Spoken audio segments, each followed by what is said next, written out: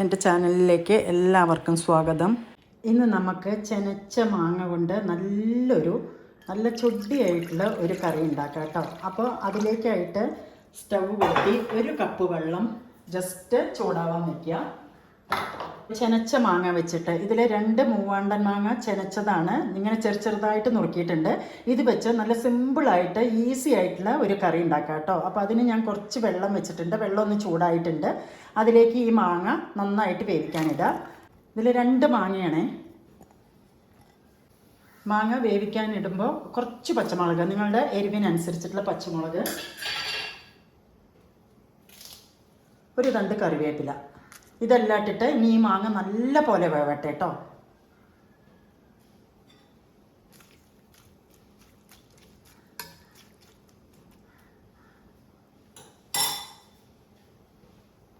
നമ്മൾ മാങ്ങ അടുപ്പത്ത് വേവിക്കാൻ വെച്ചിട്ടുണ്ടല്ലോ. അപ്പോഴേക്കും നമുക്കൊരു അരപ്പ് തയ്യാറാക്കണം.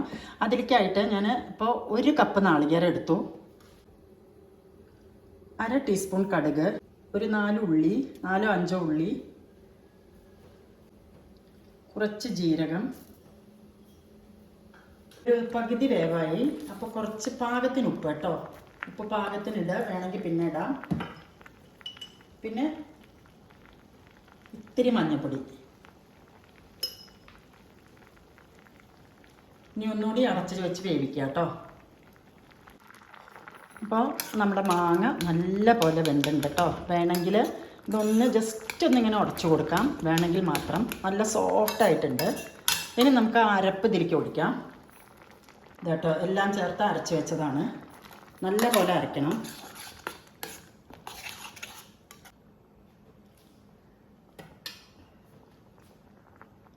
കുറച്ച് വെള്ളം ഒഴിച്ചിട്ട് അതും കൂടി ഒഴിച്ച് കൊടുക്കാം.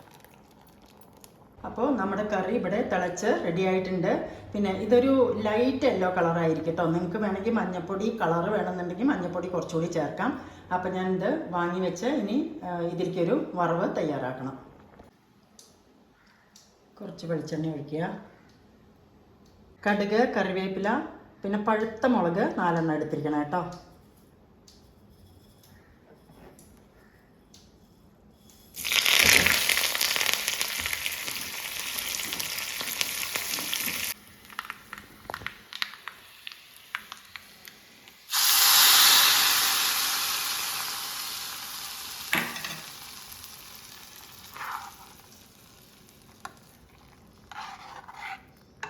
അപ്പോൾ നമ്മുടെ ചെനച്ച മാങ്ങ കൊണ്ടുണ്ടാക്കിയ കറി ഇവിടെ റെഡിയായിട്ടുണ്ട്. അത് നല്ല ടേസ്റ്റിയാണ് കേട്ടോ, നല്ല ചൊടിയാണ്. അപ്പോൾ എല്ലാവരും ഉണ്ടാക്കി നോക്കുക. ഇഷ്ടപ്പെട്ടാൽ സബ്സ്ക്രൈബ് ചെയ്യുക, ലൈക്ക് ചെയ്യുക, കമൻറ്റ് ചെയ്യുക. Thanks for watching.